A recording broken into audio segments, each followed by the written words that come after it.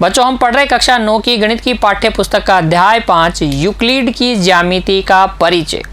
ज्यामिति क्या होती है, इसका उद्भव कहाँ से हुआ, यूक्लिड कौन थे, यूक्लिड की परिभाषाएं क्या हैं, यूक्लिड ने कौन से अभिग्रहित और कौन सी अभिधारणाओं की चर्चा की है अपनी ग्रंथ एलिमेंट्स में, जिसके हर एक पाठ को हम क्या कहते हैं, हर एक अध्याय को हम पुस्तिका कहते हैं। उन सभी बातों की चर्चा हमने कर ली है और आज भाग 3 में उन्हीं पर आधारित हमारी पाठ्य पुस्तक की उदाहरण संख्या 1 से 2 तक बच्चों आज हम हल करेंगे। देखिए अपनी नोटबुक तैयार रखिएगा, हर एक बात को ध्यान से समझिएगा, लिखिएगा और बाद में खुद से दोहराइएगा बच्चों।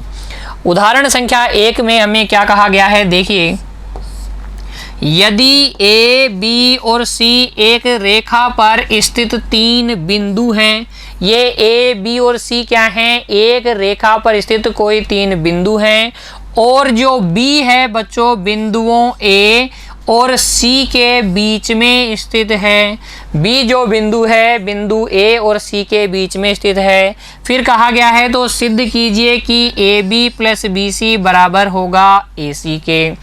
किस तरीके से सिद्ध करेंगे, देखिए हल में आप लिखेंगे चित्रानुसार जो चित्र है बच्चों उसके अनुसार चित्र कौन सा है, देखिए इस तरीके से आपके पास एक आकृति है, 3 बिंदुएं हैं, एक ही रेखा पर हैं। 3 बिंदु कौन कौन से हैं, एक तो है ए, एक है बी और एक है सी। ये बिंदु कौन कौन से हैं, ए बी और सी। बी क्या है, बीच में है, किसके, ए और सी के। ठीक है, तो चित्रानुसार हम लिख सकते हैं कि A B plus B C जो है मिलकर ए सी बना रहा है। अर्थात अगर हम ए बी और बी सी को देखें, ए से बी देखें और बी से सी देखें बच्चों, इन दोनों को देखें, प्लस का मतलब दोनों को देखना है। यहाँ से यहाँ तक देखोगे आप तो आपको नज़र आ जाएगा कि A B plus B C ने ए सी को ढक रखा है, ये ए सी के साथ क्या हैं, समपाती हैं। तो A B plus B C A C के समपाती हैं, AC के समपाती हैं। अतः हम लिख देंगे यूक्लिड के अभिग्रहित अनुसार, यूक्लिड के अभिग्रहित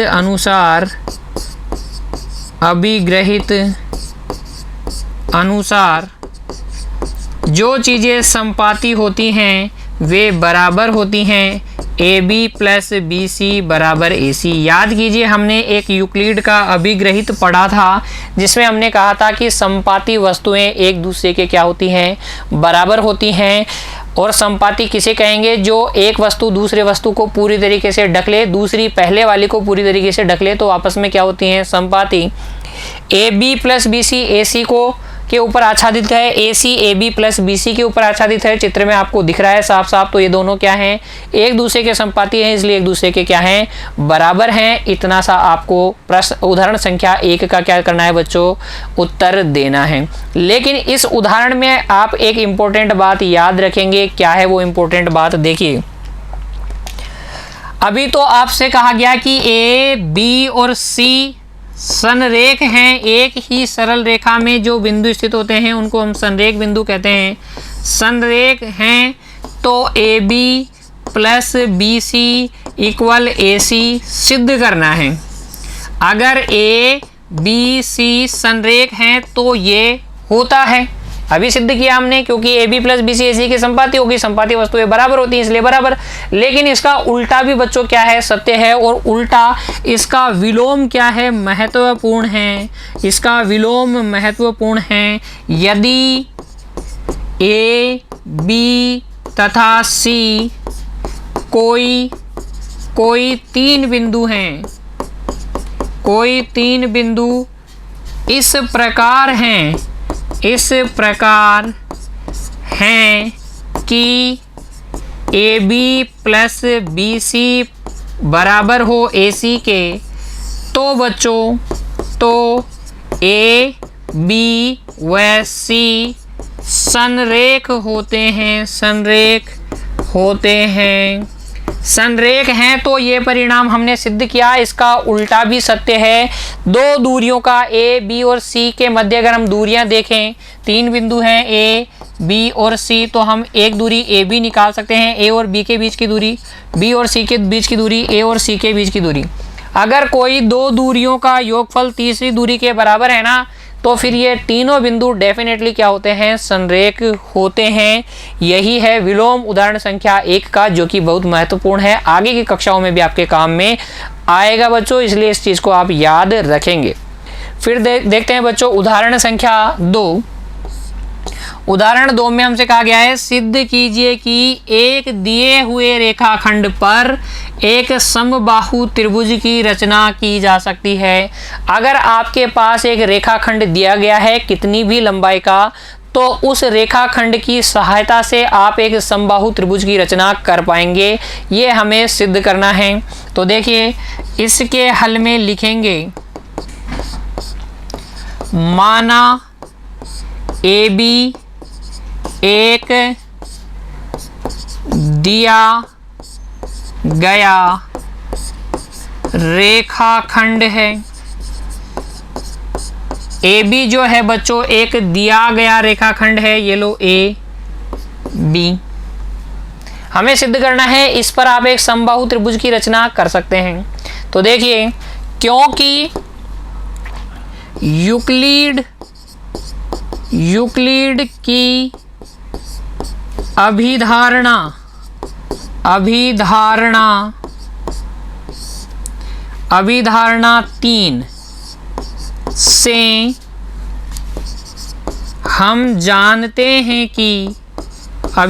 3 से हम जानते हैं कि किसी भी बिंदु को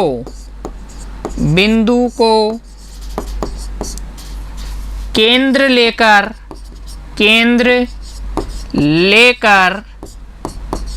किसी भी त्रिज्या का वृत्त बनाया जा सकता है।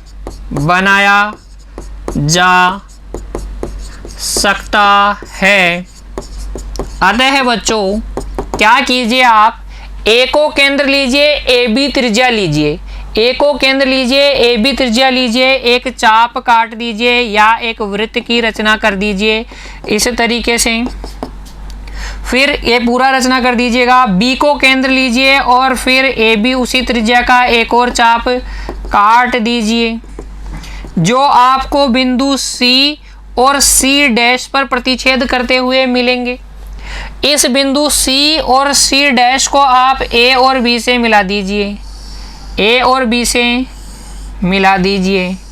ठीक है। तो यहाँ पर आपके पास दो त्रिभुज आ जाएंगे, एक तो ए बी सी और एक ए बी सी डैश। ये दोनों ही त्रिभुज क्या होंगे बच्चों, समबाहु त्रिभुज होंगे। क्यों होंगे अभी बता देता हूँ। देखिए, अतः आप क्या करेंगे, बिंदु ए व बी से ए बी त्रिज्या के वृत्त खींचिए। जब आप वृत्त खींचेंगे तो यहाँ हम पाते हैं कि ये दोनों वृत्त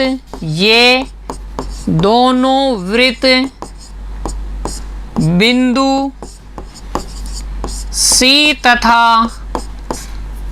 सी डैश पर प्रतिच्छेद करते हैं।